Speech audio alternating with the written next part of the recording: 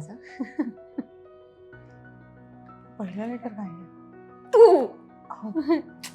यार असं नको करू.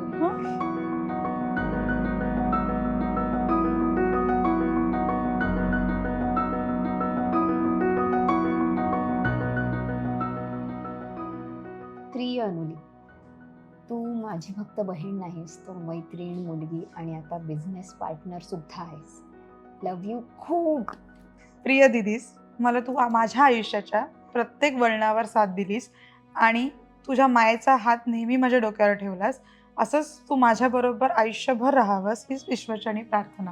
आय लव्ह यू खूप. ही तुम्हाला एक छोटीशी गिफ्ट. थँक्यू. थँक्यू.